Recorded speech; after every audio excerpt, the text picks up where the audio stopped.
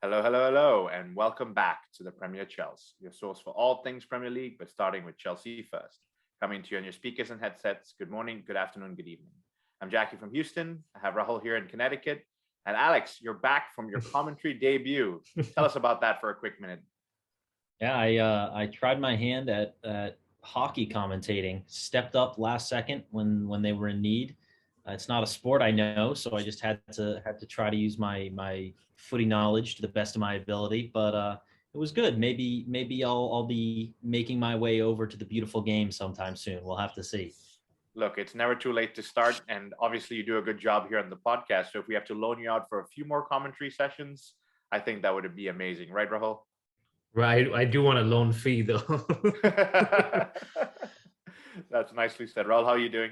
I'm doing great. We're world champions, and I was waiting for my shirt with the badge to show up, but it's slightly delayed. Your enthusiasm is a little light. We're champions of the world, guys. I think my excitement's a little clouded by some of the other opinions out there. All right, look, before we jump into the whole review of the game, why don't we start with some of the controversy that's bubbling around on the internet right now? And since you've brought it up really early on, Rahul, let's get it out of the way. What is this controversy that's going on so we can enjoy the World Championship review? I was hoping we were going to take a second or two, but let's jump into it. So we obviously won the Club World Cup, a tournament, a trophy that we'd never won before. We're only the third English club to do so in the history of it, about 22 years that it's been going on. And as you'd expect, Chelsea winning a trophy doesn't sit well with a lot of pundits. I say pundits in quotes. And so the controversy here is it's being called a plastic cup. It's being called as a trophy that doesn't have any relevance. It's a friendly tournament out there that FIFA puts together mainly to generate revenue. Why are Chelsea parading like they've won the World Cup? And a lot of other things have been said. So I'll get your guys' opinions before I share mine, and I'm sure Alex will have some fiery things to say. But let's start with you, Alex. What do you have to say about all of this?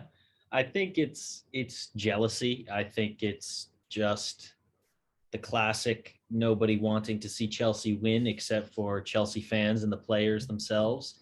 But I enjoy it because if Chelsea ever get to a point where rivals don't care and aren't flooding the internet with their tears when we win a trophy or win a game, what fun is that going to be? I enjoy it. It tells you how much we get under their skin. The fact that people feel the need to crawl out of their caves of irrelevance in order to comment on a feat that has never been done before in Chelsea's history. So I personally enjoy it. I think it's a good sign. If you're making someone mad, we're doing something right. So keep it up. Jackie, what about you? Yeah, I think you've skirted around the topic, Rahul. The so-called Chelsea legend Craig Burley has come out and said these things, which, look, he's entitled to his opinion, just as we are, and we're going to share our opinions over here. But I look at it differently. It's the champions of the world. It's a cup.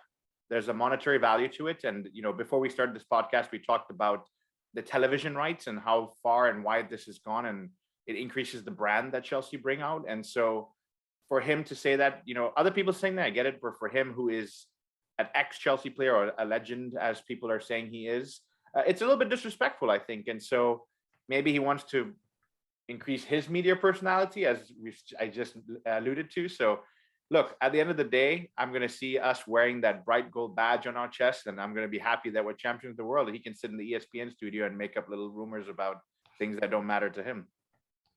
Yeah, I mean, it's obviously, as a Chelsea fan, and three of us are Chelsea fans, it's a tournament that we wanted to win. It was a tournament that we wanted Azpilicueta to lift that trophy and complete his trophy haul with the club.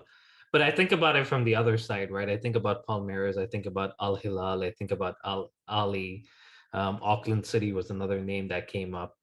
And for these guys, they win their respective continental tournaments like Chelsea did winning the Champions League. They get an opportunity to face the likes of Chelsea. Could have been Man City if they had won it. And you saw from that final, you saw from the semifinal that their fans came out in numbers. They traveled from Brazil, they traveled from Egypt, they traveled from Saudi Arabia, I believe.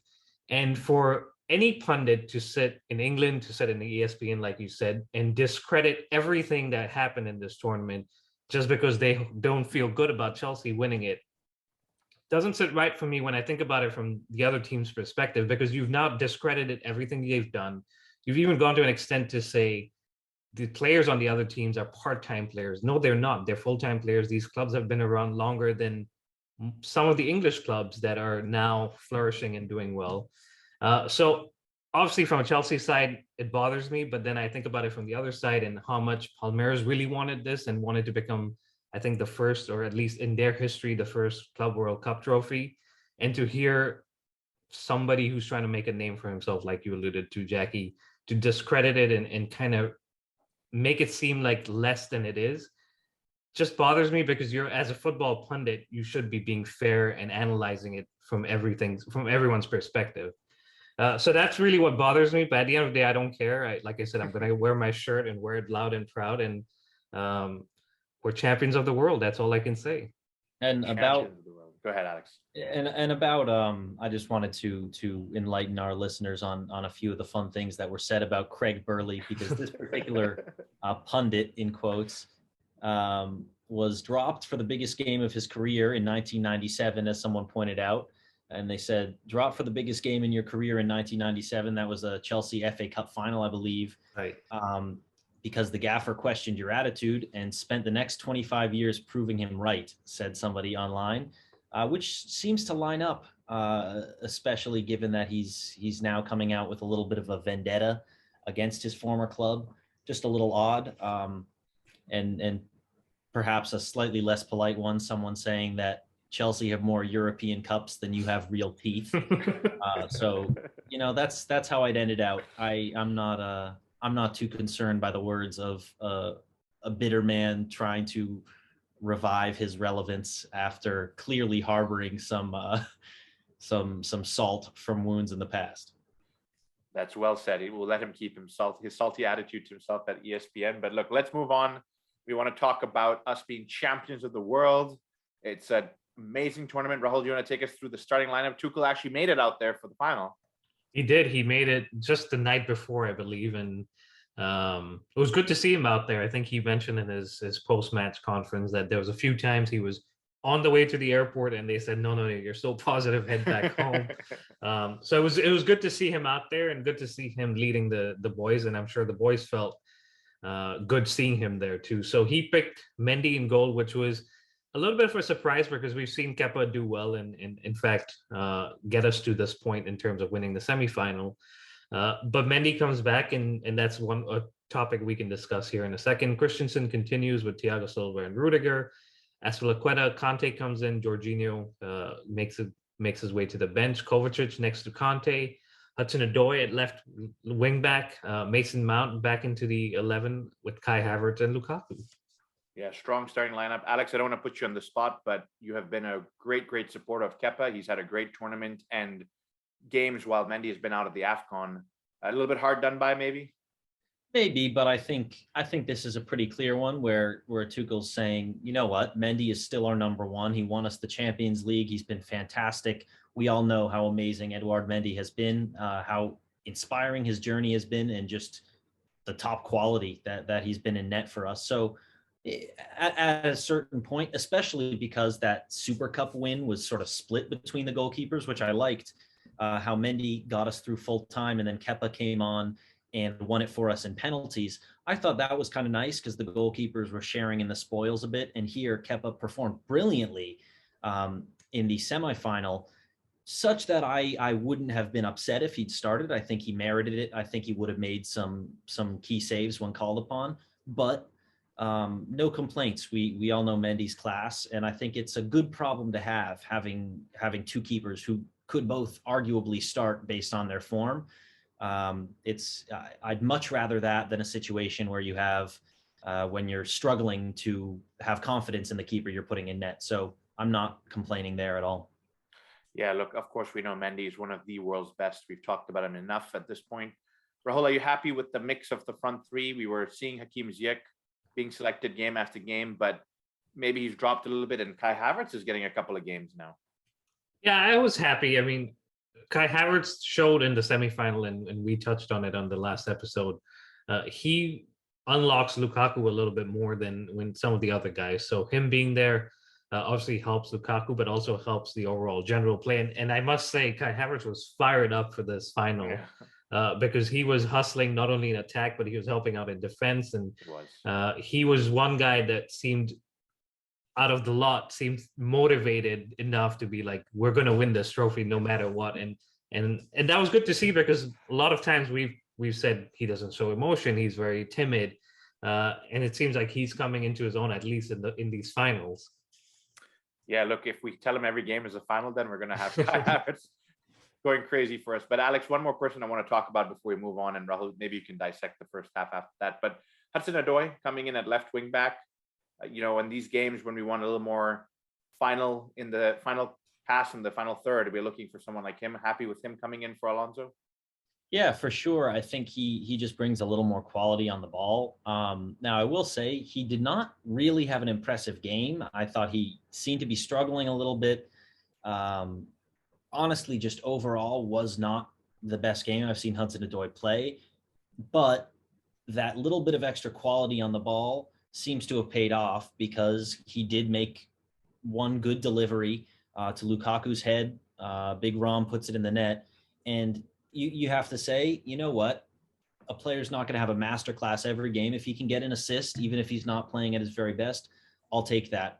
No complaints there. I think that's where people just need to sort of continue to look at it as separating the performance from the stats sheet. And it's important to have both, because some games you might not be at your best, but you still contribute, which is a good trait to have. And some games you might not be able to get that finishing touch, get a goal, get an assist, but you're still working hard, contributing well, which is also a good trait to have. So pleased with how he did. You can't complain about the assist. And I think he's certainly my preference over Marcus Alonso at this point, just because attacking wise, he offers a bit more. And frankly, defense, while maybe Alonso's a little better because he's got more experience playing as a wing back, I just don't think defense is either of their strengths. So I'd rather have that extra cutting edge going forward. Yeah, and a little bit more pace as well coming in from Callum Hudson-Odoi, which makes a big difference. But Rahul, Alex already talked about the goal, second half, Big Rom scores it, but run us through a couple of key moments in the first half maybe, and then we can jump right into the second half. Yeah, this first half was what you'd expect from a final, a little bit cagey. Palmeiras wanted to defend and stay tight, and that's pretty much what they did throughout the whole game, maybe apart from the first few minutes after they had scored, but we'll get to that. Chelsea had a lot of the ball. I believe at one point it was close to 80%. Wow. And Palmeiras were happy with us doing that, because they knew as long as everything was ahead of them in terms of the ball, they knew that they were in the game, and they wanted to stay in the game as long as possible. You could say our attack was a little bit ineffective in that first half, and that's reflected in the scoreline. We go in 0-0. And you said Ziyech wasn't part of this game after being dropped or rested was a better word. And you could see maybe why he was being picked the last few games, because his ability to pick a pass or put in a cross was missed in this first half at least, and shows you what he brings to the squad when he's not in it. So that first half kind of highlighted that. Yeah, look, he brings a different style of play as well. He's not necessarily going to run at defenders and try and cut from the byline. He's got vision. Maybe I liken him a little bit to Cesc Fabregas, because he can pick a ball from deep. But one more big thing that happened in that first half, Mason Mount goes down injured. Right. I don't know if you can tell us how serious or not the injury is, but it's one thing that he's probably going to be missed, right? Yeah, from what we hear, it's a damage to the ligaments in the ankle, and so a couple of weeks at least, which means it could be tight for him to face Liverpool in the Carabao Cup final. But I'm sure the medical staff and Mason Mount will do everything they can and he can to be ready for that game. Yeah, we wish him a speedy recovery. But Alex, you already alluded to the goal. We go into that second half, and I think good work from Callum Hudson-Odoi. But thoughts on Lukaku to be in the space and make the effort to put his head on the end of that cross? Yeah, I thought it was a good goal. I thought it was pretty simple. In a weird way, he didn't even move. The Yeah. ball just came right to his head, which was, I mean, credit for the cross, credit for being in the right place. I wouldn't so much describe it as effort because the defenders kind of missed the ball and it just settled really nicely on his head. No, that's a good cross, good finish. That's exactly what you'd expect from the striker. So I'm not going to go out of my way praising him for that, but that's why he's there. And he came up with the goods again. So no complaints. He did it in the semifinal, and then he does it again in the final. You can't have complaints with that. That's why we bought him for the big money. He just needs to start doing that consistently. And I don't think it was again his most fantastic game. We haven't seen him putting together any great performances lately. He certainly wasn't one of the ones hustling all over the pitch, looking like he was going to be that spark to create something. But at the same time, as I said, I think players can step up even if they're not having an absolutely bright, dynamic game. And you get on the score sheet, I don't think anyone's complaining about that. Yeah, well said. And Rahul, I think 2 goals in 2 games, and we talk about he's a pretty positive guy, pretty confident guy, but at some point as a striker, not having enough goals go in the net probably does knock your confidence a little bit. So 2 goals in 2 games, maybe that's going to help him for the games coming up. Yeah, definitely. It's you could say he's one of the main reasons we got to the trophy. Obviously, Kai Havertz is a big one, but he gets us to the final. He scores in the final, and it's going to do him well, hopefully, for the rest of the season, because we need him and his goals to get us maybe in second spot. We definitely need to start pushing for second spot for sure there. But look, let's talk about scoring the goal in the 54th minute. We can't hold on to a goal these days anymore, guys. Our defense used to be something we were super proud of. Of course, the situation is a little different. Alex, in the 61st minute, they win a penalty. Palmeiras, I mean. Do you want to walk us through how that situation kind of played out and your thoughts on it overall? Yeah, it was a little odd. It was a ball into the box and then a handball call on Thiago Silva. At first glance, it was clearly the ball was handled. Now, then looking at the replay, I thought to myself, it seems like the attacker's head pushed his hand onto the ball because he jumped with his hand up, and then the head of the attacker kind of, in trying to head the ball, pushed his hand into it. So I thought maybe it was a little harsh, but it was a blatant hand on the ball. I could see it going both ways. Maybe that's a 50-50 call. And as we'll discuss later, it sort of evened out, honestly. But I think you can't blame Thiago Silva for that. He honestly played a good game, as he has all tournament. And, it is what it is. Sometimes you're going to get unlucky, and that's why you need to cash in on those moments where you dominate possession, because as we've seen so many times with Chelsea, a spell of possession, shots, dribbling, it doesn't matter unless the ball goes in the net. And if you can't capitalize on that, I mean, that's what football is. Things happen, and sometimes you get unlucky with little situations like that.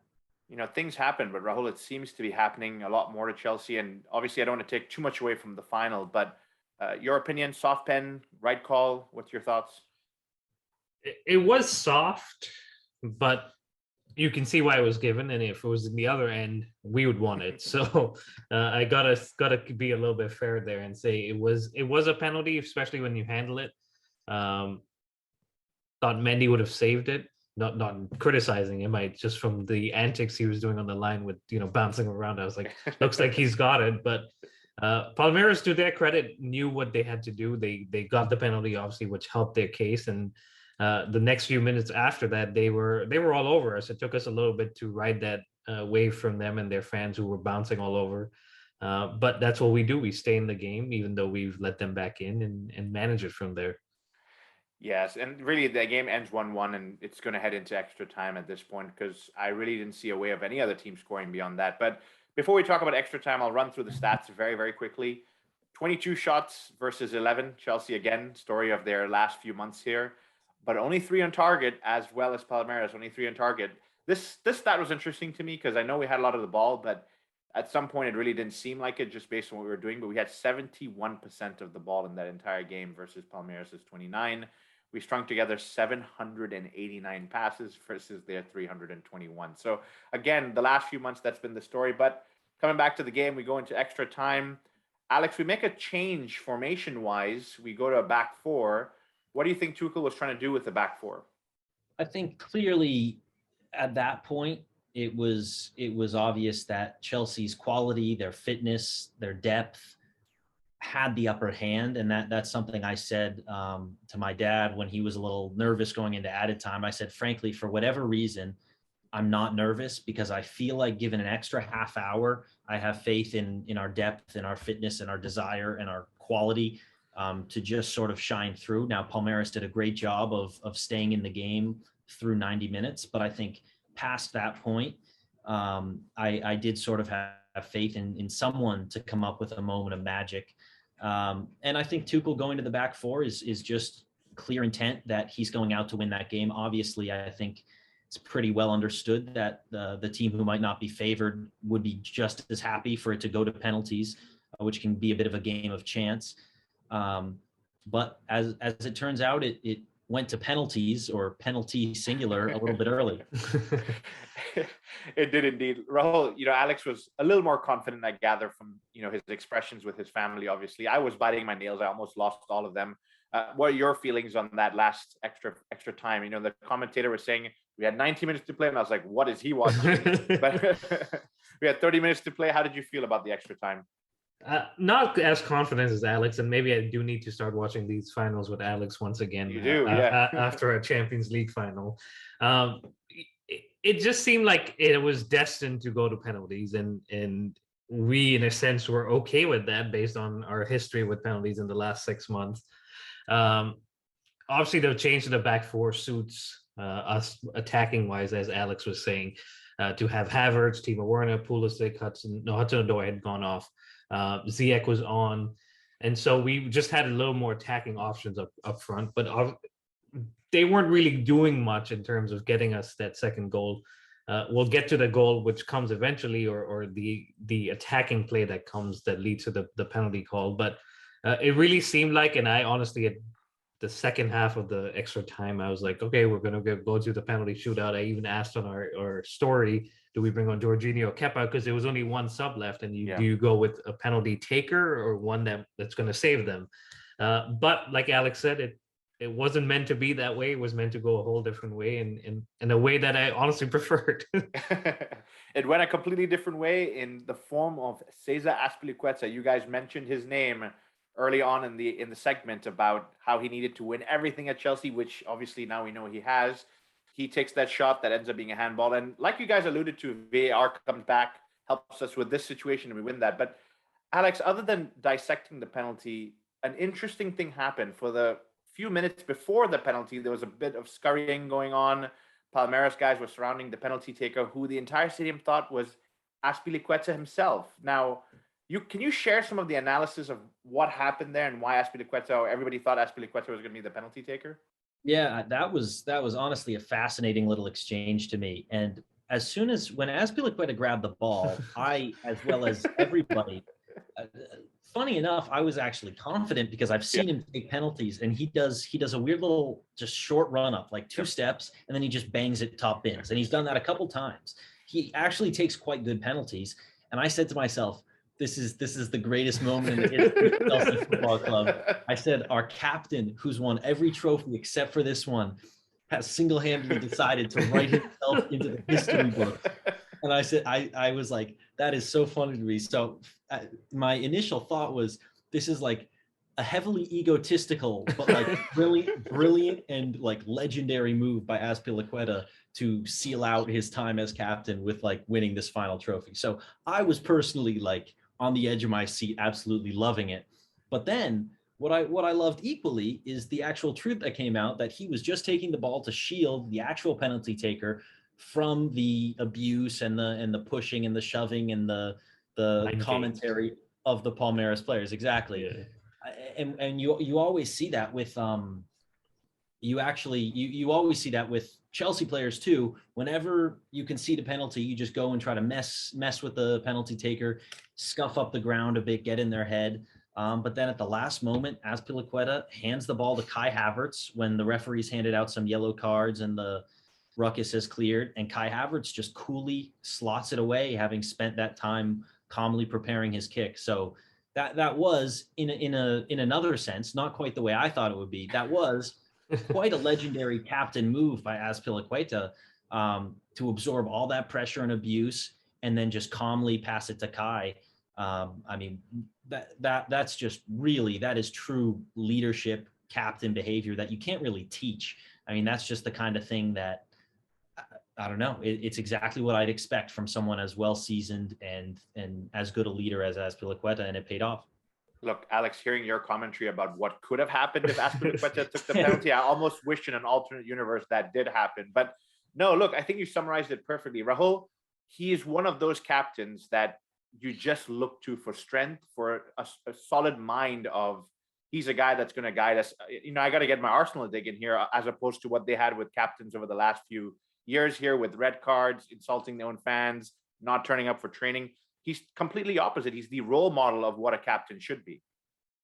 Yeah, definitely. I'm going to take you back before I give you my comments on there. In 2012, when we signed him, we said we're going to call him Dave because we couldn't even say his name. But he's going to leave this club, not only putting his name in the history of this club, but leaving as a legend. And that's all you need to know about this guy. Is comes in unknown, they've bought a 7 million fullback, wing back, who's going to play right back, ends up playing left back, ends up playing center back, ends up becoming captain, like you guys have said. And this moment will obviously be one of those moments where you think back and you say, Azpilicueta won everything. He had a lot of great influence on the club, but this moment was one where you look at him and you say, I want all my future captains to be like him, kind of like what you did with John Terry. And similar to Alex, I even texted you, I was like, I think Aspie's going to take it. And as excited as I was very nervous too, because I'm like, if he misses it, that's a whole different situation you don't want to think about. But he gives it to Kai Havertz, and for the goalie who was preparing, okay, Aspie is going to take it, all of a sudden Kai steps up and it throws him off, which is another aspect of this whole thing that we haven't spoken about. But he's a captain that we have often criticized, and the media has criticized too, because he's not as vocal, sometimes doesn't step in when you need him to, but you know he's doing the business behind the scenes. You know he's one of those leaders that always doesn't need to speak on the pitch, but he's one that leads by example, and we're very lucky to have him. And I don't know how this relationship ends. Hopefully it doesn't, but if it does this summer, all we can say is thank you, Aspie. Yeah, look, you two have spoken to him, so maybe use your charm and your skills to get back on the call with him and let him know he needs to stay a couple more seasons to help groom some of the younger guys and let them know this is the way Chelsea Football Club is run. And so hopefully this is, you know, if he does leave us at the end of the season, this is one of those moments that will stay with us forever. But if he doesn't, look, I just want to see more of these, you know, little things that happen with him as we go throughout the rest of the year. But look, we win the World Cup. It's amazing. We're now the World Club champions. It's something that, like Rahul, you alluded to, it's the third English club to do this. We had our hands close to it many years ago. But one thing that did happen is a lot of ex-Chelsea players, you know, we've talked about pundits who had criticized it, but Petr Cech has talked about how that was his one regret in his career. John Terry turned up to support the team. Didier Drogba was there. And a lot of these guys, it's almost like we also almost won everything with the club. And yes, we're no longer there, but we are lovers of this club. Complete the trophy set. I mean, Alex, it doesn't get any nicer than that to see the old guard and the new guard together celebrating something that they've all wanted for a long time. No, all I can say is, in comparison to the clickbait headlines calling Craig Burley a Chelsea legend, the actual Chelsea legends were on display there. And it was great to see. You just love to see them almost.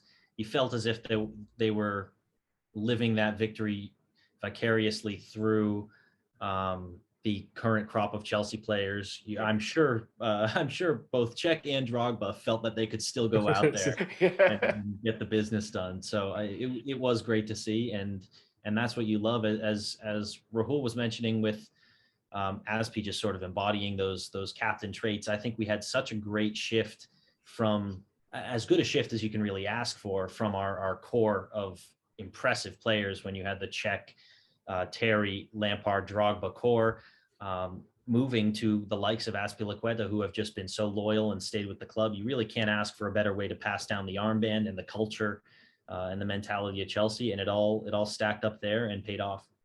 Absolutely did. Rahul, there were some lovely, lovely scenes after celebrating this Club World Cup. You know, the guys were dancing, popping champagne bottles.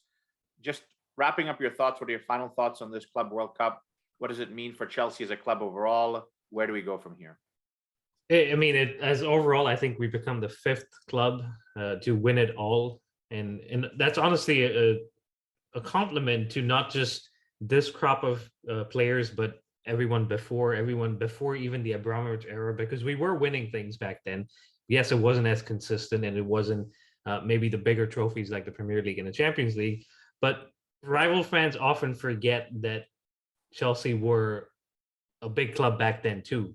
And so this kind of brings all of that together. It captures everyone's hard work on and off the pitch. And it's a trophy that I wanted in 2012 when we won the Champions League.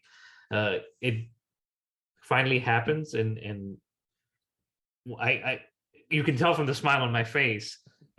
It's something that we're always going to bring up in the future. With we won it all, we've done it all, we continue to go back and do it all, and that's just this club, and we'll always use this as a moment that we'll say 2022 was when we completed the lot. We completed the lot, and look, I think we've got the taste of what it's like to continue winning on the big stages. So as Chelsea fans, I know the players already want this, the management, the coaches, the staff, but as Chelsea fans, we want more of these days. We want more of these celebrations. So absolutely exciting. And guys, it's tough to move on, but I think we do have to move on and talk about some other interesting things going on. Let's talk about the Premier League. Alex, do you want to talk through some of the games that happened in and around the Premier League while we were away in Abu Dhabi? Yeah, so we've got Everton beating Leeds 3-0. That's a good game for Super Frank Lampard. I was always happy to see him, as I'm sure as you guys and many other Chelsea fans were always happy to see Lampard doing well. Wolves beating Spurs. I saw some fun pictures going around of comparisons of Kante and Mourinho at Chelsea versus at Spurs, and what managing that club, who I think it's generous to call a rival at this point, what managing that club does to certain coaches. Newcastle beat Villa 1-0. That's very, very, very big for their bid for survival. And it's looking now almost like on momentum, they're set to pull off a little bit of a sneaky escape, which I'm sure is going to please the new ownership there. Because they won't have been wanting to invest billions into a team that now finds itself in the championship. Right. Then you have United, who drew Southampton. We saw Ragnick ball at its blistering best, with an absolutely toothless second half performance where they yet again conceded a lead and drew.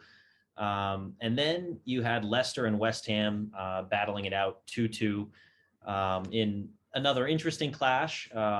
Not one that at the moment affects us too much, but who knows, because it's going to get into seriously nerve-wracking hours perhaps at the end of this season. It surely will. I mean, the table is super duper tight. Let me run through the table really quickly and we can move on to our Premier League preview. Top of the table, Manchester City. They're sitting there with 63 points. They've played 25 games.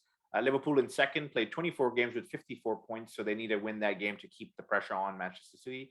We also have played 24 games with 47 points, and our nearest rival, Manchester United, guys, we poke a lot of fun at them.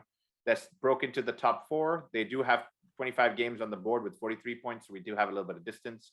West Ham, they've done well so far this season, sitting in fifth place with 41 points. I'll go to the bottom of the table. This is where it gets interesting. Burnley sitting in 20th with 14 points, but they have about 4 games in hand, so there's a lot of opportunity there. Watford, 23 games played, 15th. They're in 19th position.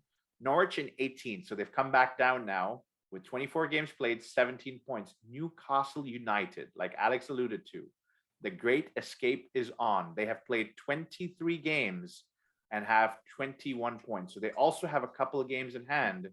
And right above them, Super Frank with 22 points. Guys, this is going to get very interesting towards the end of the season. So watch out for those relegation battles. But Rahul, let's jump into our weekend preview. Why don't you take us through Crystal Palace versus Chelsea?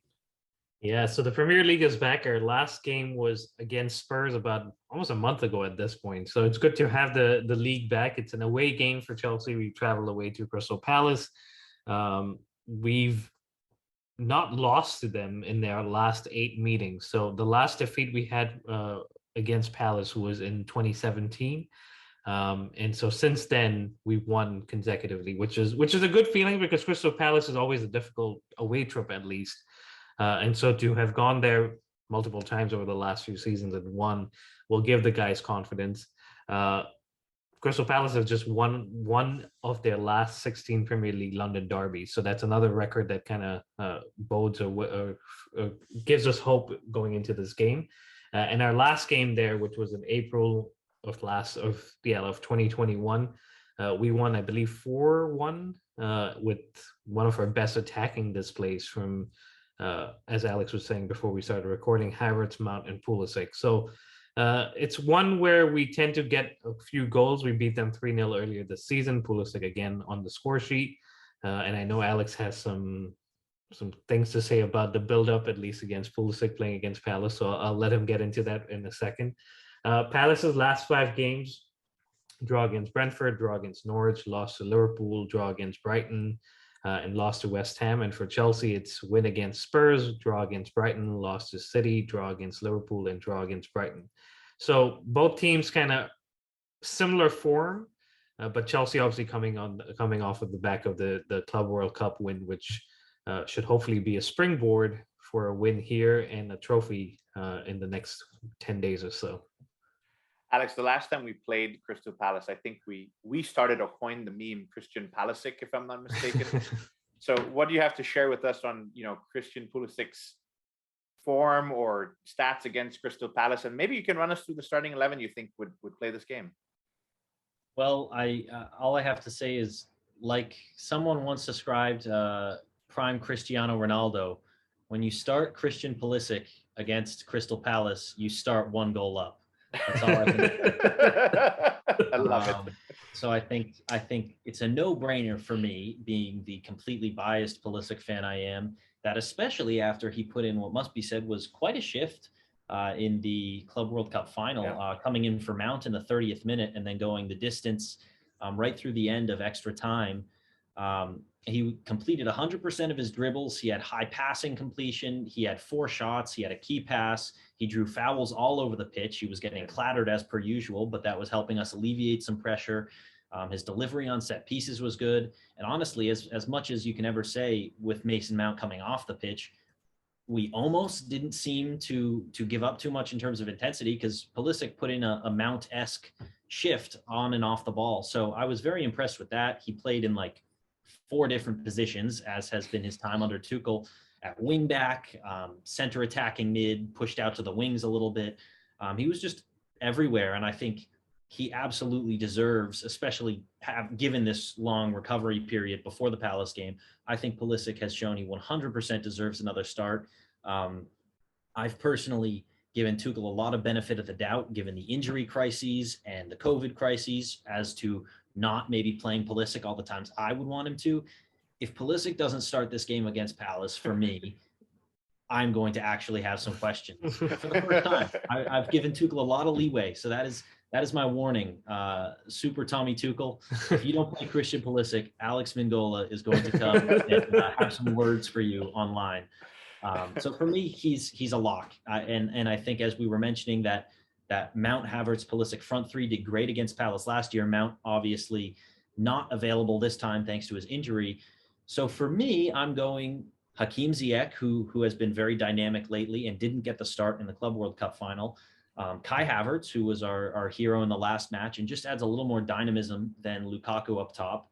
And then Pulisic, who is Mr. Crystal Palace and terrorizes the Palace defenders every time he plays. So for me, I mean, maybe we can get into the rest of the team, but that's my front 3. And for me, the front 3 is just the most important, because we seem to have, I mean, Jackie, you mentioned our defense hasn't quite been as solid and watertight as it has been in the past, but we have good defenders who can sort of rotate in and fill in.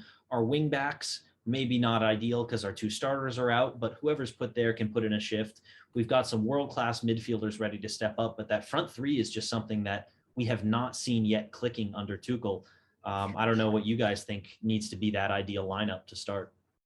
Yeah, Rahul, I think I have to agree with Alex. Crystal Palasic has to start this game. He always puts in an amazing shift. And like Alex said, if we could go 1-0 up before the ball's kicked, look, sign me up for that all day long. But he's going with Ziyech, Kai Havertz, and Pulisic up top.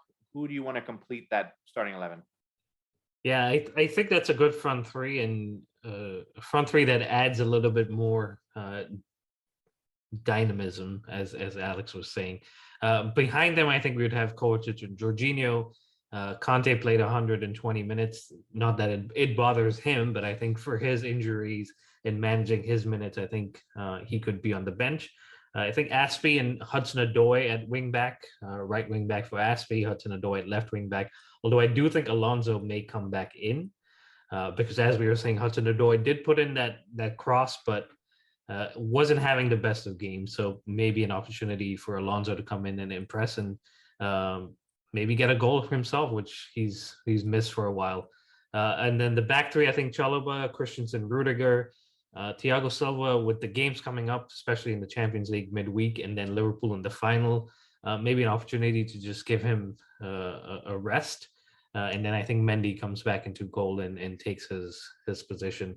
And just on the Palasic, he became the first American to play in and win the Club World Cup. So discredited all you like, pundits, but this is a trophy that we continue to make history with, not just by winning it, but having one of our players bring it back to the States for the first time.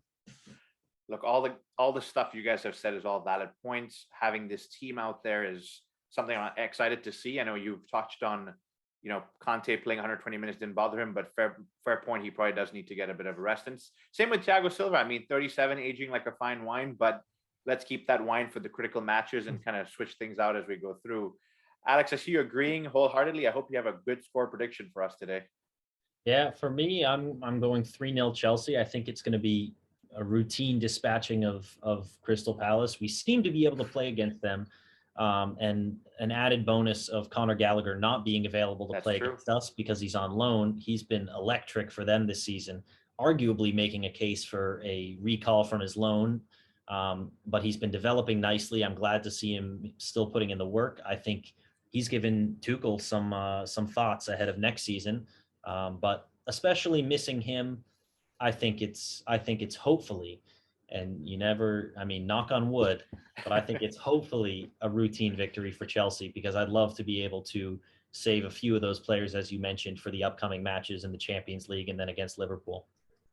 Rahul, 3-0 Alex's prediction. Maybe he's going for a Pulisic hat-trick. Maybe the front 3 will all combine and each get a goal. But what's your prediction? If it happens 3-0, I'll be extremely delighted. I think it might be a little more tighter, just given that Palace have been tough to beat in the last few weeks. I know Liverpool did beat them, but there was a controversial decision penalty, I believe, that was given. And going away to them, it's still going to be a hot atmosphere with their fans. With Patrick Vieira, it's always tense in terms of the intensity that he brings. So I think 2-1 to Chelsea, but if it's 3-0, 4-0, like the last time around, I'll be pleasantly and gladly surprised. Yeah, I'm happy with 2-1 as well. I'm going for 1-0, so all of the people on social media can abuse me and insult me for my low scoring line. But look, I'm being conservative. I just want to get back to winning ways in the Premier League and keep that distance on that third spot. And obviously, like you guys said, push for second. That's something that we have our eye on right now. But before we wrap up today's episode, Rahul, I know you've done a good job of always keeping us up to date on the women's game. What can you share with us? I know the last time we talked, they were second in the league. Yes, so they are still second. They drew 0-0 against Arsenal on Friday night. It was a tough game against the league leaders in Arsenal, who visited the King's Meadow. We kept a clean sheet. Unfortunately, we didn't score, which is rare for us. As you know and Alex know, we usually talk about our goal scorers, Fran Kirby, Sam Kerr, Pernilla Harder. But this was one game where we could have scored. We could have had a pretty clear penalty shout. It wasn't given. Adding this to the decision that went against us in the return game earlier this season against Arsenal, it seems like points dropped in terms of refereeing decisions because we performed pretty well, but it's all part and parcel of the game. It leaves us in second spot, like you said, on 29 points with the game in hand, which means if we win that, we could still go back into first place, and that's where we want to be. And like I said in the last episode, a draw isn't a bad result, but when you look at that penalty shot, it leaves you with a little bit of a sour taste in your mouth about this game. Absolutely, and getting that win would give us a little bit of a gap from Tottenham as well, who's chasing us on second spot as well. So, Rahul, do you want to take us home from here? Yeah, so I mean that wraps it up. We are world champions, Club World Cup champions, and it's a great feeling. And we're closing in here on the Premier Chelsea on 100 episodes, which is another thing to celebrate. So we'll kind of come up with something fun to do to celebrate. But thank you very much for listening, for tuning in, for subscribing. Please do so if you don't already. It's the Premier Chelsea on Apple, Spotify, Google, Instagram, and YouTube. And on Twitter, it's @PremierChelsea. And as always, send us your feedback, send us your questions, and we will be back with a new episode. But until then, stay safe and up the Chelsea.